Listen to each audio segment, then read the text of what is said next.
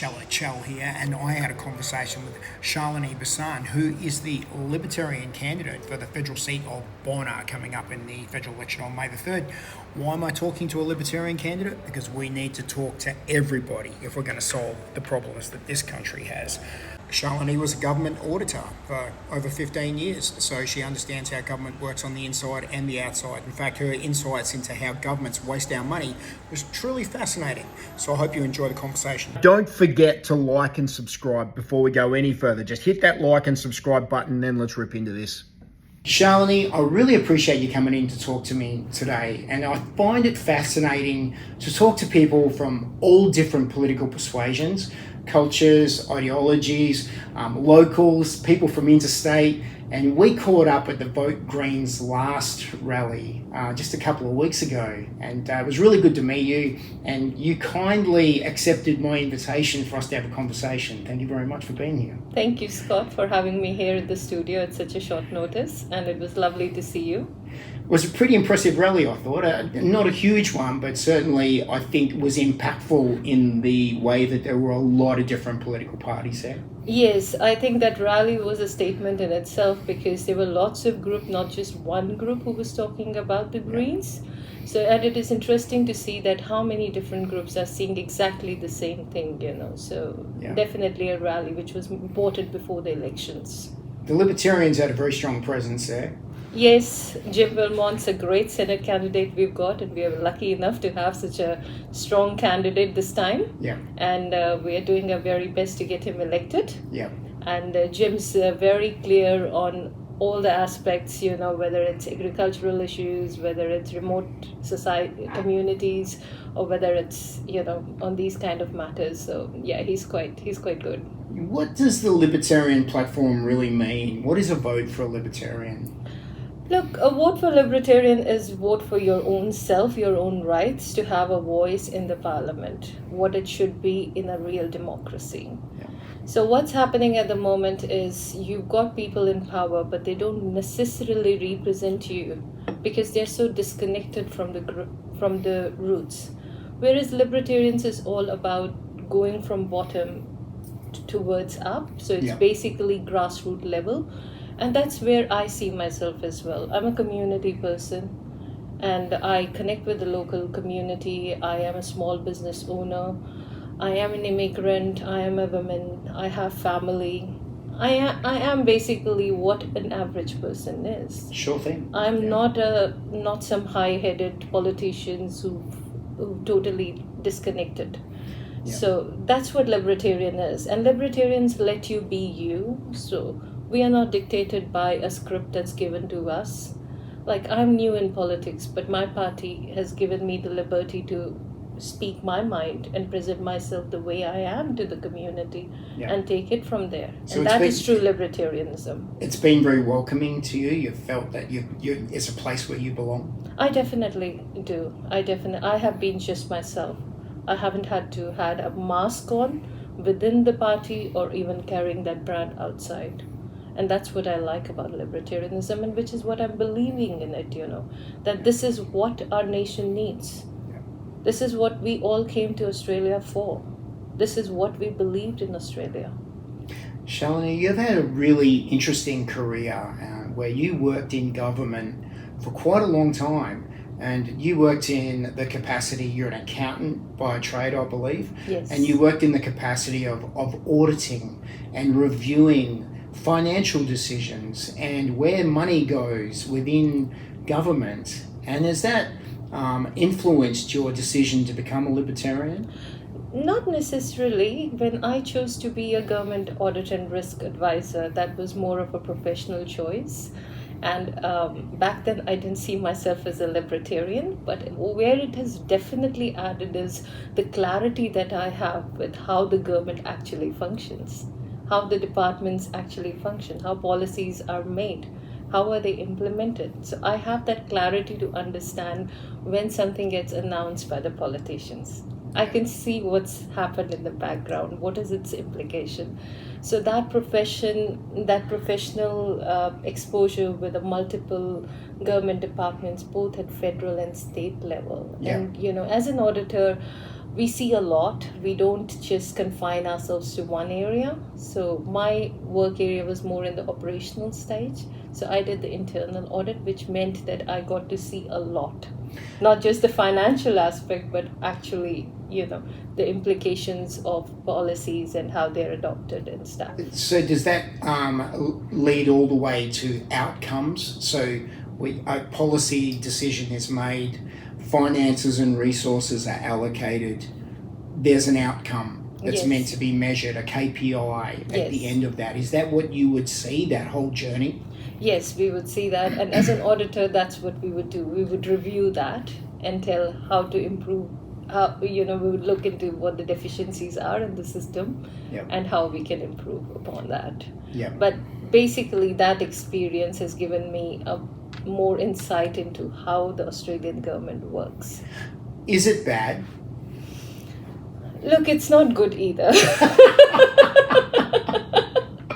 It's not good either. I can't give an auditor's opinion on the camera, but it's not good either. And it's definitely not going in the right direction. Do you, when knowing what you know and having seen what you've seen on the inside of the belly of the blob, I call it the government, the blob, having seen inside that, when you see things happening in the US like Department of Government Efficiency, do you think that those are models that could be adopted in Australia? Is that something that we should be considering, a closer look at how we spend our money? I think there's definitely a need to review how much of money we are putting in just running the government, we've got, the government machinery is huge. And there are definitely efficiency issues. There are definitely productivity issues. And that needs to change. Like somebody recently told me that there's around 2.6 million public service officers to serve a country of 26 million. It's a huge number. That's a huge number. If that is true, that is a huge number. So definitely need to work on it, but at the same time we need to, I would say, just go with the way America, copy paste what America is doing. Because America is America and Australia is Australia. America can give people employment in other sectors. They can create industries. They are talking about bringing back manufacturing. But is Australia in the same position? We're not.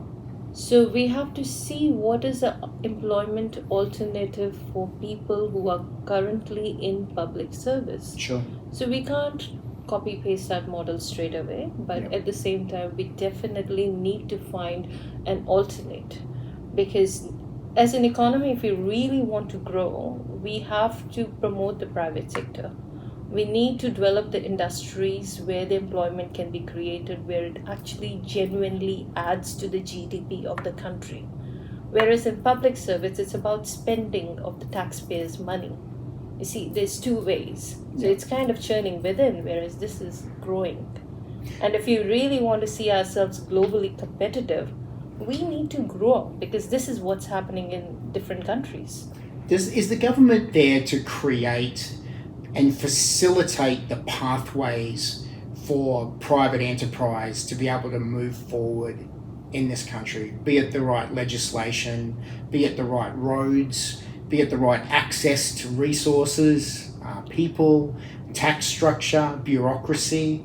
The government should create pathways, but it shouldn't create the end result itself. No, and this is where the government has to let the other forces sort of have their go at it, rather than having to dictate and try to do everything themselves. So they should be the facilitator. I don't think the government should be the doers.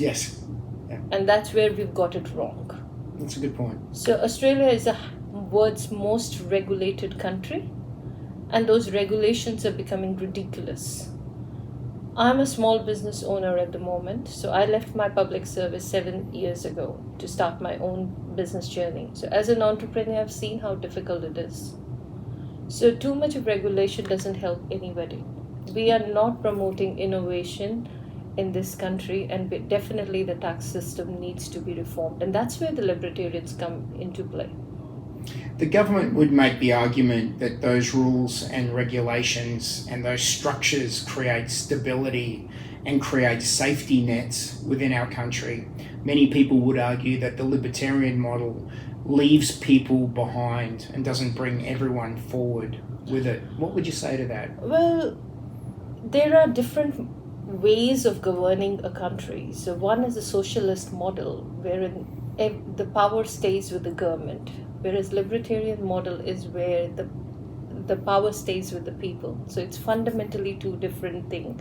So in a way, libertarians take the people forward with them, whereas the government just makes them more and more dependent, whereas the socialist model makes people more and more dependent. So it's like having, it's like a parent, how I see it is a parenting style, Sure. You can raise your kids to be independent, to know how to live their own life, or you can spoil them by always giving them so that they're always looking at the parent for every minor thing. Yeah. So Australians have become like spoiled kids right now. They're looking at the government all the time for, give us some subsidy, give us some tax relief. No. That's not, you've given the power to somebody else. You should have never had to ask for it had you built it yourself. So Australians really need to really think how this country is functioning at the moment. When we spoke before, you moved to Australia when you were 25 years old. And so you've had this exposure to be here long enough now to have seen a lot of change since you came to Australia. Yeah. And I know my own self in business here, the increasing amount of rules and regulation and the adjustment in our society around woke culture, DEI, there's many that would say that this diversity is our strength in many ways, and you come from a migrant background. What's happened in Australia since you moved here that you've seen that's really started to get you onto this journey in politics? Look, Australia has definitely become very complex. Complex? It has become very complex from the time when I came into where it is now. Yeah.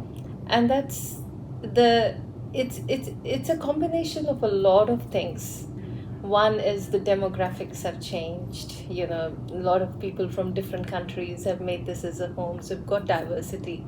At the same time, we've got a lot of this woke thing that's going on that's creating its own fraction and all these new ideas that are flogging our minds, which is not as simple as it used to be 20 years ago. Yeah. Like 20 years ago when I came in, it was all like, have fun, chill out, Friday we're done. Who talks about cost of living? Yep. We never talked about cost of living. We didn't talk about housing crisis. Nobody said, the bills are so... come on, everybody was happy. Everybody did their work and everybody chilled out on the weekends and everybody was relaxed. But now the society is somewhere else, People are worried, people are anxious, people are uncertain about the future. And that reflects a lot of how far we've come. Yeah. And do you think everything's become political? I think it is becoming... It is driven by politics, definitely. They say politics is downstream from culture. So a culture wasn't so intense before, but then the pressures around cost of living and housing and our futures never looked more uncertain either. Yes, and that is definitely true, Scotty. We have the cost of living has gone over the roof, and it's a human nature. When you can't provide the basics for your family, forget about innovation and dynamism. Yeah, that's the fundamentals of it. So something has gone wrong in our country for sure. We're just 26 million people, and we've got a continent which is rich in resources. We should have been the richest people. but Each one of us should be multimillionaires or billionaires based on the resource that is there in this country. Technically, yes, but we have a maxed out credit card economy. Yes, so we've got a debt problem which is huge. That your children are going to be paying off. Yes, and it is going to come from somewhere and we don't know where it's going to... Look, the national debt is definitely a huge issue and I would have liked it to be talked more. We have the federal debt which is almost reaching $1 trillion. Yes. And then you have the state level debts which is almost reaching 600 or something. It's a pretty big number, 600 billion. Yeah. And that's 1.6 trillion for an economy which is 1.6 trillion. Yeah. So it's almost 100% of our GDP. And that should send alarm bells, because normally we say up to around 60% of that debt to GDP ratio is okay for a country from the economic point of view. Yeah. But once you reach from 60 to 90, it is like a yellow light, you know. But now we're crossing even that line. Politicians would make the argument that it's not as bad as other countries. That is one argument, but depending what you're comparing yourself with. If you want to compare yourself with Uganda and be happy, then be happy, man. Right. It's your benchmark. What's your benchmark? Great point. What's your benchmark? What's your benchmark? And also within the debt, the portion of the debt that is a foreign debt needs to be evaluated very carefully. Yeah. Because once a country starts to have a foreign debt in its balance sheet, yes. it poses a lot of national risks. Yeah. It opens up a lot of things, and that's not a good sign for a sovereign country. Debt creates people that are dependent. Yes. And I heard a politician recently, I believe it was Senator Gerard Rennick, make the point that COVID wouldn't have been able to happen 20 years before because financially Australians were in a much better position and they wouldn't have accepted what was happening around them. Yeah. But because their levels of debt were so high and they were so dependent on maintaining their financial positions and saving their homes, etc., that this thing was allowed to play out the way it was in Australia. What's your thoughts around that? See, debt is a trap. Debt is a trap. Debt is a trap. Too much debt and you can't do anything. You know, even if an individual, you know, if a person is going to a salaried job and he has a lot of debt on him, would that person ever take the leap to start a business? No. Why? Because he has to ensure that the payments go through. Yeah. Same as with the country. Yeah. If the country has too much of debt, would it take the leap to have, absolutely big, grandiose ideas of development? It can't, because it has to ensure that it's running, the system is running so that they're paying their debts on time.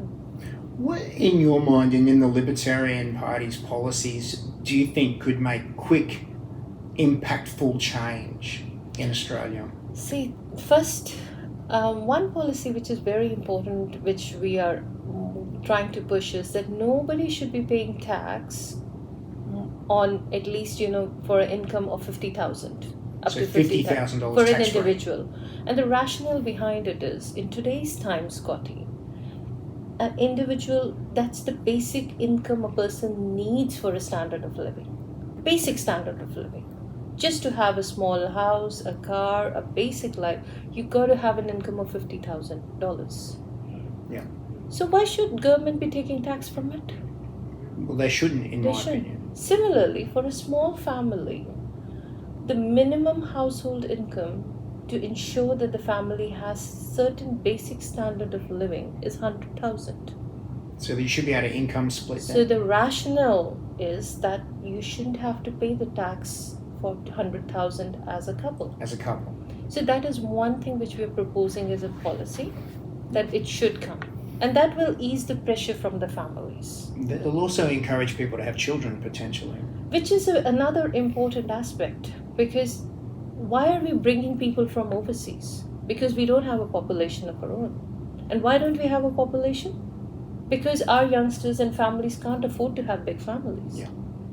So what is our plan? What is the social plan over here? How do we encourage our children to have 3-4 kids? Yeah. By ensuring that they don't have to fight for their basics. They can have a roof over their head. Yes. They can afford to live. So today couples are not having children because they just can't afford to have children. And so a lot of immigrants like myself, when we came, and this used to be discussion, should we have 1 child or 2 children? Lot of couples did not go for 2 children. Why? Because the pressure of settling into a new country for the first 7 to 10 years is huge. Too expensive and too hard. It is too expensive. Not only just in terms of cost, but also the social support that's required to raise the family for an immigrant is not there. Yeah. So a lot of them don't have children or have only 1 child or a maximum of 2 children. Yeah. And all of this adds up. to the population. And population is extremely essential for sustainability in long term. We put China as an example. China adopted a one-child policy. And today's the biggest problem that China is having is it doesn't have enough manpower.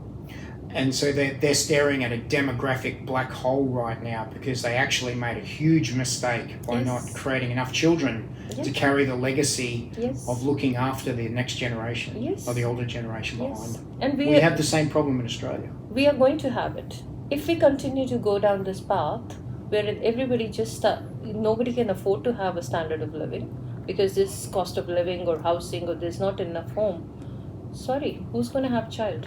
So when I asked the question about something that could be impactful and instant, the idea that we create a higher tax-free threshold and tax incentives for families, which will create stability and security and give them the opportunity to feel safe enough to be able to have families, would we be able to deal with our immigration problem then? Because many people would say that our immigration numbers are too high, that the country can't grow sustainably at this rate with the amount of people that we're bringing in here. We have a housing shortage, we have a cost of living crisis, we have inflation.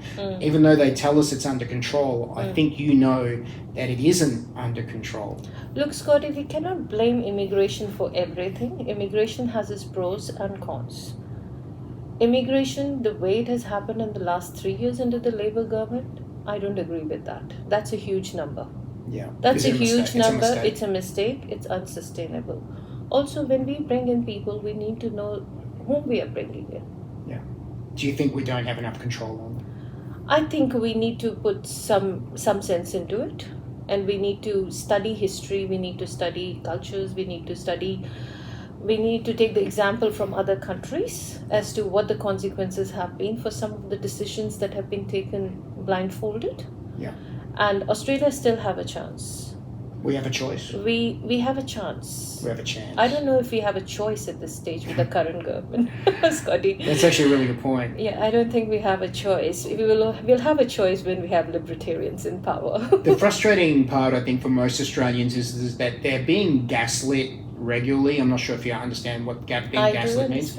Is that we aren't told the truth. And the truth is that if we turned off the migration tap tomorrow without some significant structural tax reform in this country, we'd probably be in a pretty difficult economic position. See, it's not an easy call. It has to be evaluated very carefully. It definitely needs to change from the way it has happened in the last 3 years. Yeah.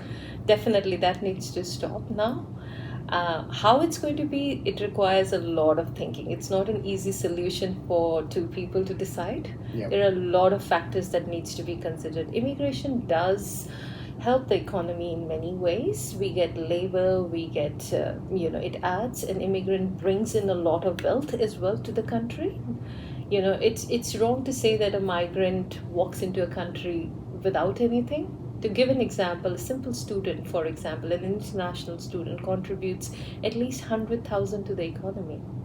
One international student contributes 100,000 to the economy. And when that international student gets his permanent residency, then he buys his house where? Over here. He adds to the construction industry here.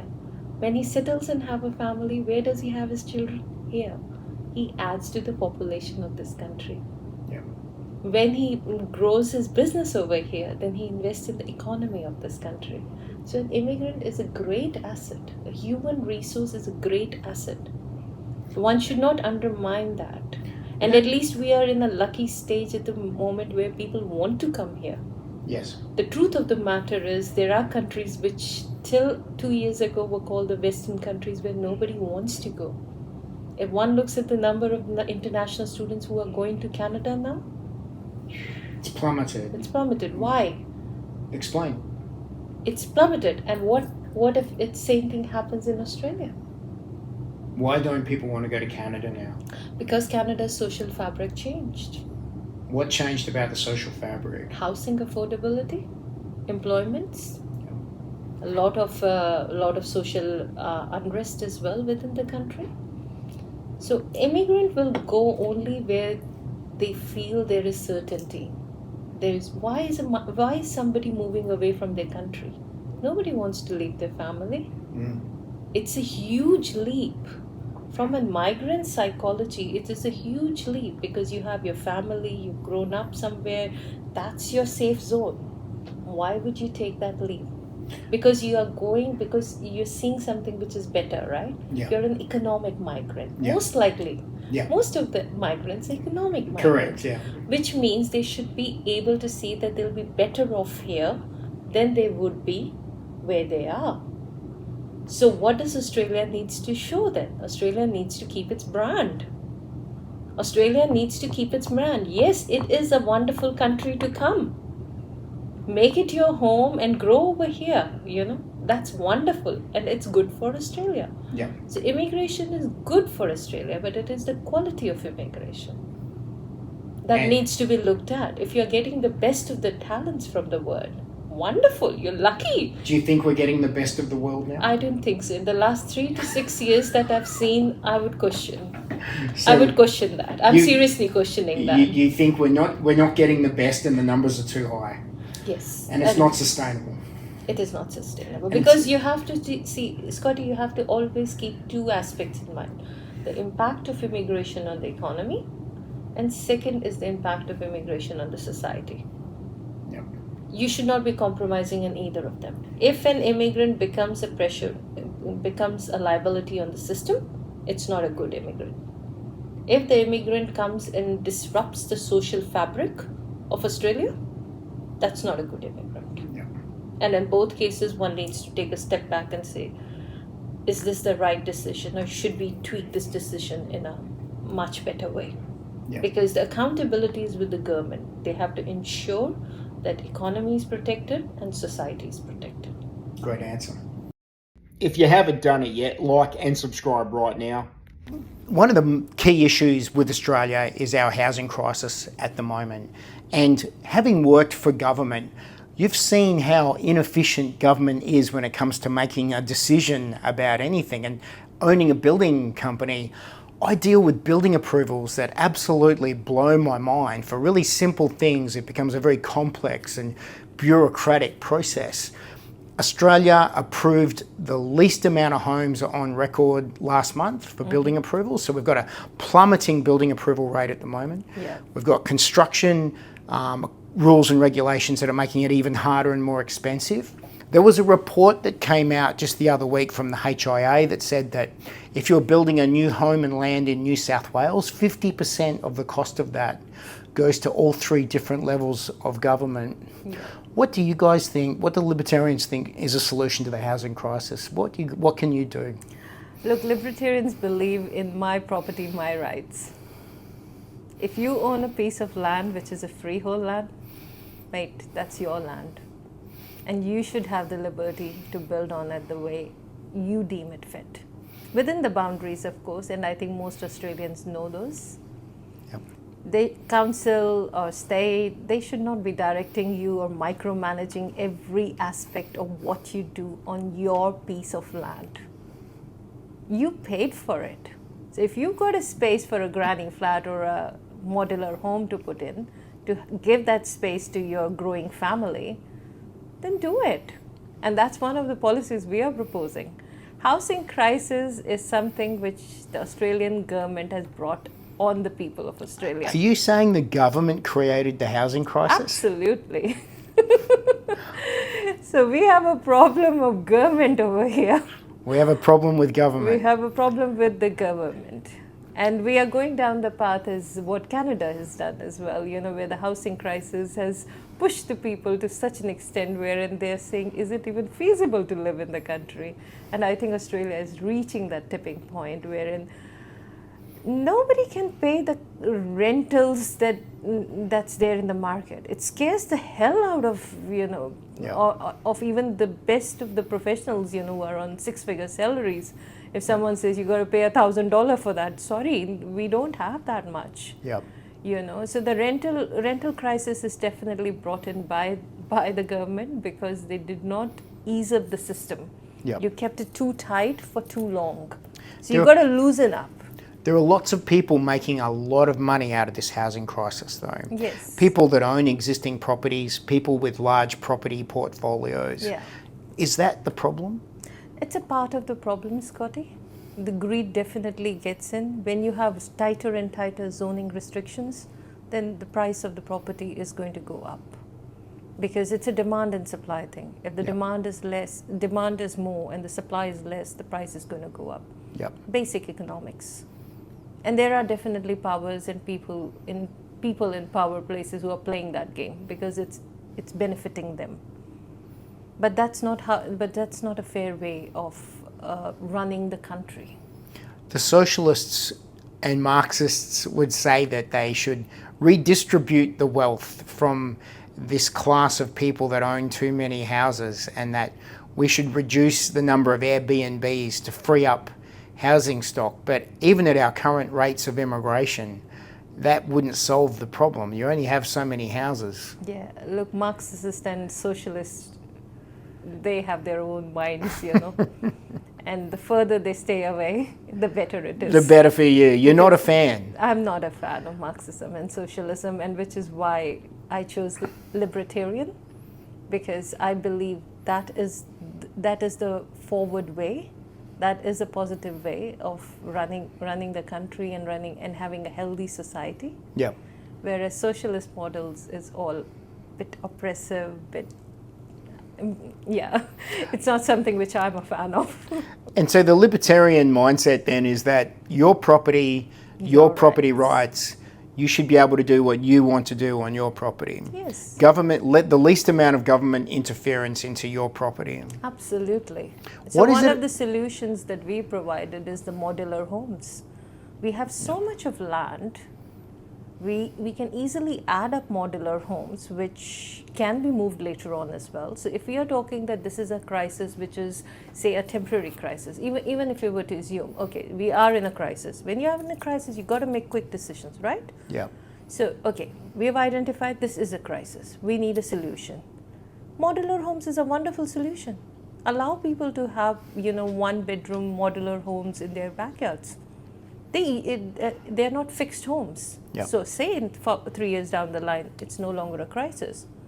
Well, then lift up the modular home or put it somewhere else if you want more space.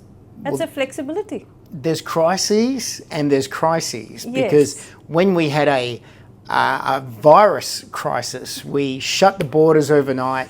Yeah. We printed $380 billion and distributed that into our economy. Yeah. Our Reserve Bank, our central bank, plummeted interest rates to support the economy, and we paid a whole bunch of people to sit around at home, and now we're paying the price for that. Yeah. And the price for that is the current housing crisis. Yeah. At the same time, we've also implemented some very, very significant rules around the type of houses that we can build. Yeah. And requirements around thermal energy efficiency in those homes. A lot of the modular homes don't comply with those current requirements. Yeah. How would you guys get around that? See, again, it's a question of regulation. We are talking about some of the basic needs of people not being met, not some fancy ideas of thermal homes and this and that. So as long as it's the basic standards, building code are being met, Engineered. because safety is important. Yep. And most of the companies that are providing these modular homes, they understand that. Yep. So it's not, we're not talking about, buying a home somewhere from a factory and just putting it randomly. We're not saying that. Yep. It still goes through the process. You meet the engineering standard, you meet the code, but you come up with an innovative idea, right? And even if some things are missing in it, small fancy things, then be it. It's best still to have a home. At least have a home. Yeah. We have a problem of, people living in tents, people living in cars. Is this Australia? That's This the is not Australia we live in now. That's not right. Yeah. So people talking about not having food for their children, people have to depend upon food banks to get their meals. Yeah. Where have we come to? This is not right. And if the socialists think that taxing the people who have the wealth is the right way, that's even the worst way. Because you cannot penalize those who've earned by hard work. You cannot.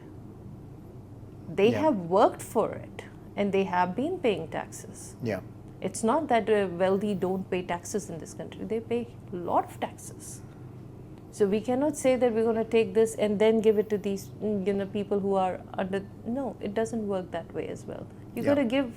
You got to have a balance of everything. Sure. And a lot of problem is because of the regulation, especially when it comes to housing. Yeah, the rules and regulations. Absolutely. And the ever increasing levels of rules and regulation. It's an observation to me that people like yourself, who especially have worked in government and with a higher education that like you have, I believe you're an accountant. Yeah.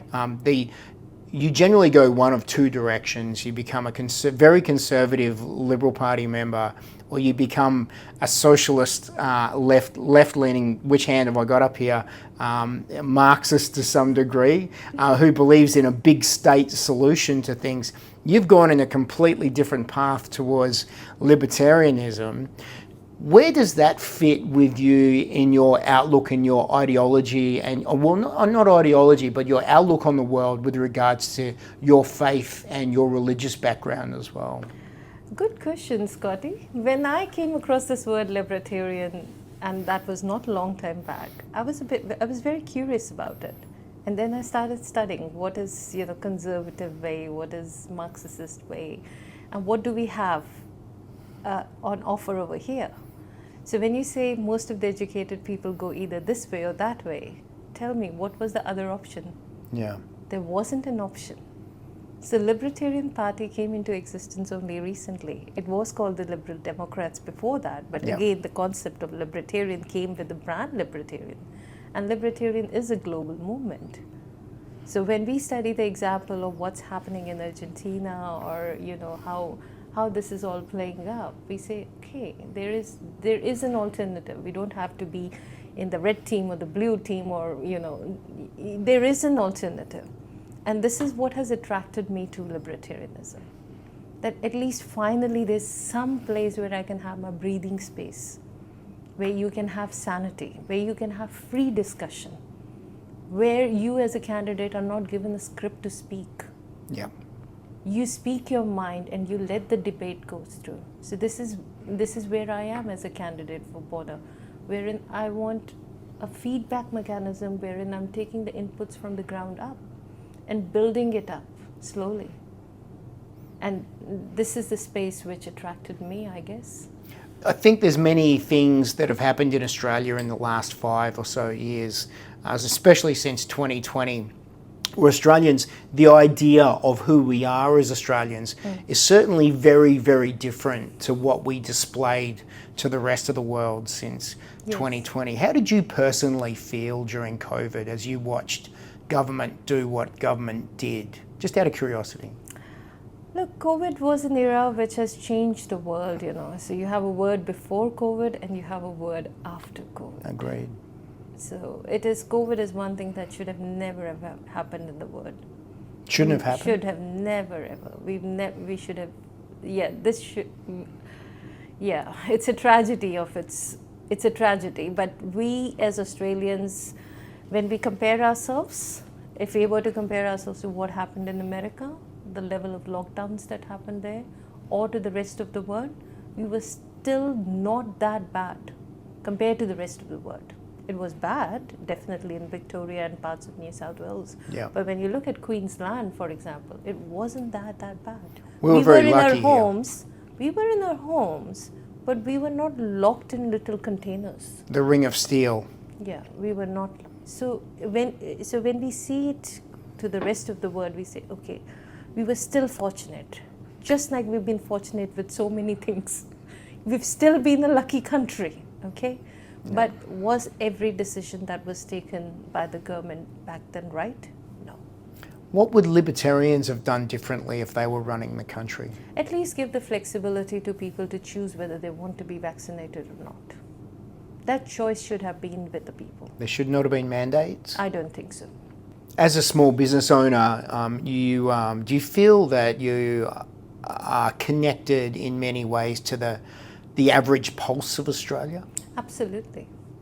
Like in our business, we talk to thousands of customers around the country. And we talk to co-business owners, and they talk about their struggles running small businesses, whether it's finding the labor, whether it's just the energy prices being so high, whether the rentals are going high, whether it's the logistics costs going high. Yeah. All of that, as a business owner, it allows me that connection with the pulse of the country, definitely. Yeah. And that's what I like about my 7 years of journey as an entrepreneur, because before that, for 12 years, I was more locked in the corridors of the government and In just the bubble, doing the in inside. the blob. Whereas this is like, okay, this is the real world. What's your take on what's happening with small business out there right now? Struggling, big time struggling. But Really the struggling. government Mum keep and dad telling us business. we've never had it better. Oh, really? They've reduced inflation. See, Scotty, that's what I say. The politicians are not connected to the grassroots. They are not grounded. Do you They're think? not Do you in think? sync with. Do you think they know? They know, but they can't say it. They can't care less, I would say. That's their attitude. Once they're in that position, they can't care less. They're isolated, insulated from the reality. Absolutely. They're just too busy with their 3 years or 4 years of tenure that they have. That's it. They want to do what they want to achieve in those 3 years without necessarily having a longer vision. Yeah. Whereas mum and dad businesses, small businesses, they're all struggling. They are in their uncertain. There is a lot of uncertainty around a lot of things at the moment. Yeah. And in a world where businesses need to blossom, need to grow, in other countries, when you see, small businesses go on becoming too big as well, too quick, sometimes it doesn't happen over here, because it's like, the seed wants to grow, but the external pressure doesn't let this go beyond that. So there are too many constraints, whether it's the regulatory constraints or just the other constraints that we have around the businesses.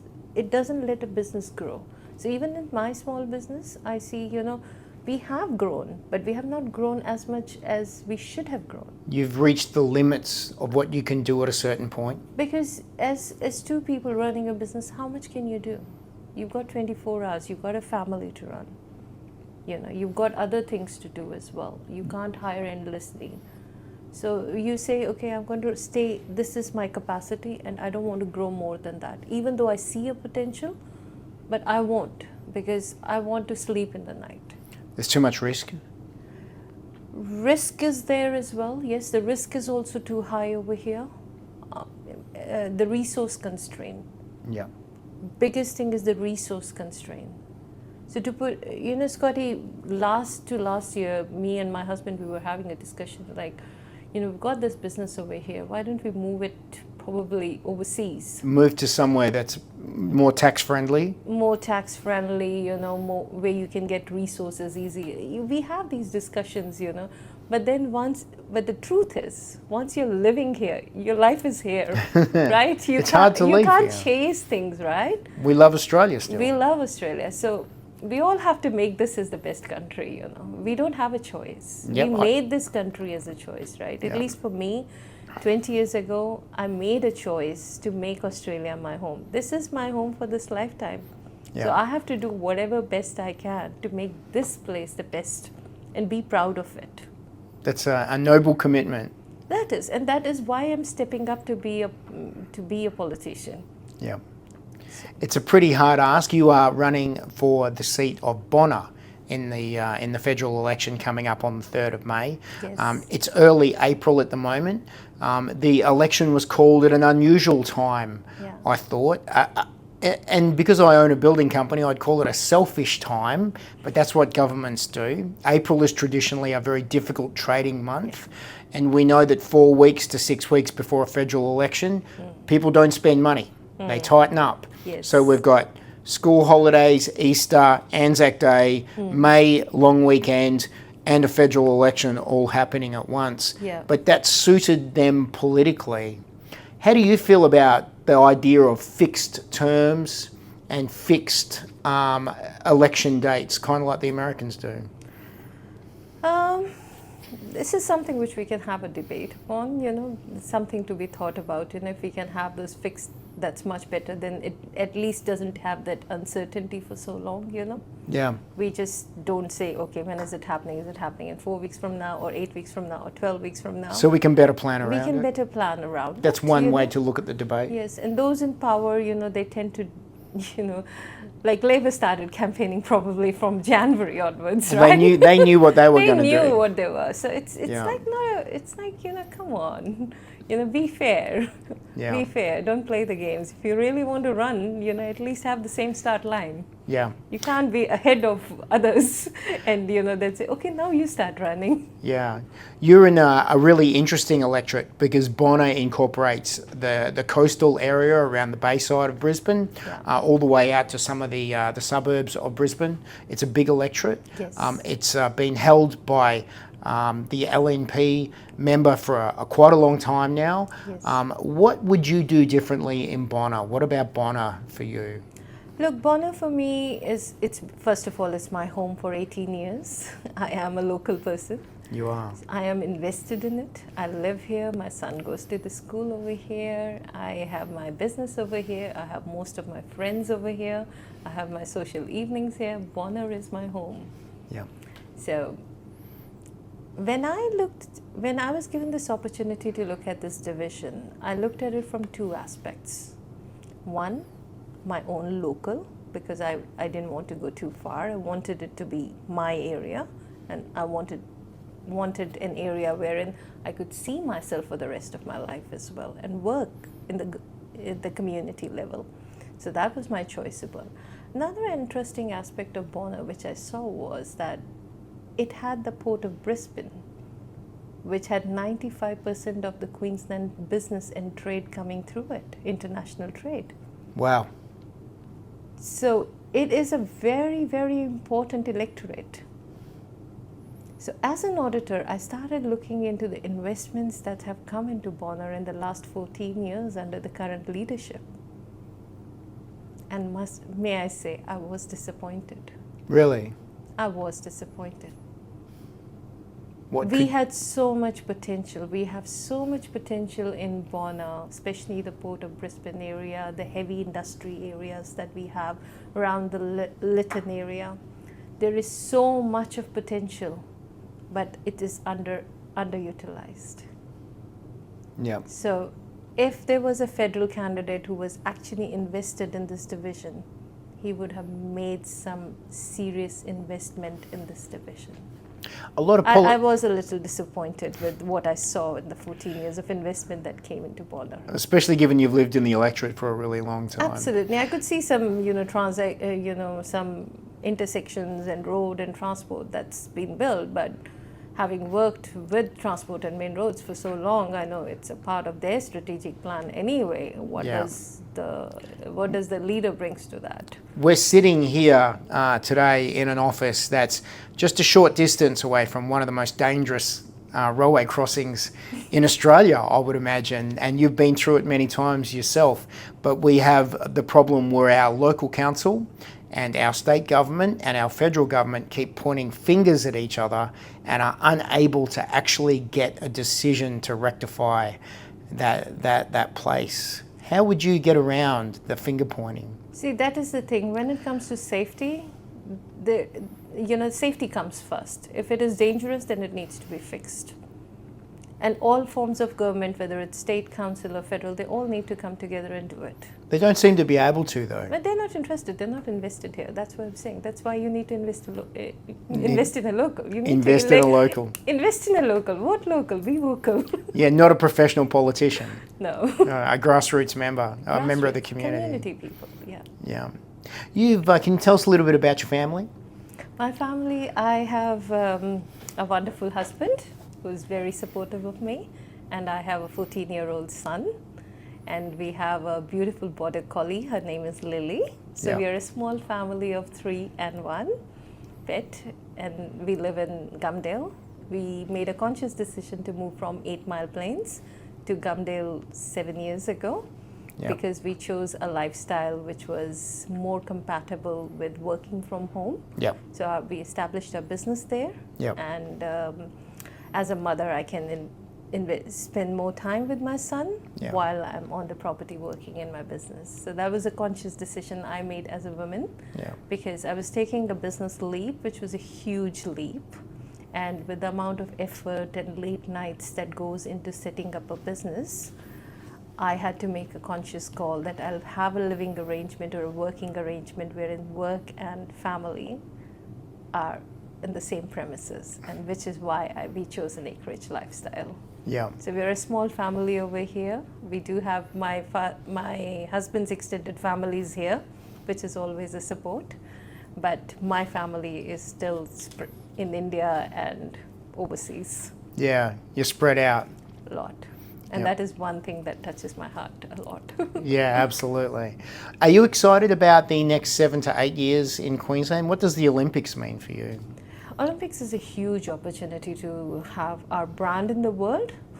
Not only is it going to be a great deal of investment in Brisbane, Yep. but it also gives all of us an opportunity to participate in something which is once in a lifetime opportunity. So I tell my son, he's going to turn 21 that year, and that's his 21st. I want him to be working, at least volunteering for Or Olympics. competing in, maybe. I don't know if he's going to compete, but yeah, that's target Olympics. Yeah, that's So right. it's a great thing, I think. It's a good thing. Absolutely, Yep. absolutely. And you support it. I do Yeah. support it, yes. Yep. It is a challenge, it's a huge challenge, but we did really good with the Commonwealth Games. Yep. We did well. At least one thing really good about us as Australians is we have that volunteering spirit in us. Sure. When it comes to actually delivering, we will come together. Yeah. And I'm sure that would happen with the Olympics as well. A final question about politics is, one of the things about politicians is that they're often asked to vote along party lines, the party position. Where does a libertarian stand when it comes to party positions? Look, Libertarian is still a growing party because it's a minor party, so there's more room for debate. There is more room for every candidate to bring in their inputs into the policies. Yeah. So even though we've got our federal policies in place, but there is a room to sort of go a little flexible around it. So we're not that rigid. And everyone being a libertarian mindset, they understand that and they respect that. So there's nothing like towing a line. It's all about being collective and getting it done. If you were going to say one final thing to the potential people who are going to vote in this federal election in the Bonar electorate, what would you tell people about yourself? I would say vote local, be vocal. You've got an opportunity. It would not come again that easily until 3 years. So give us a chance. Libertarians are innovative. Libertarians have a different perspective on things. We may not be as big as the major parties, but even one representative can balance the power in the parliament. So vote wisely, vote local. Where would you put the Greens? Last. This has been a really awesome conversation. Thank you so much for taking the you. time to come down here today. Thank you so much, Scott, for having me. It's been a pleasure. Thank you. Absolutely.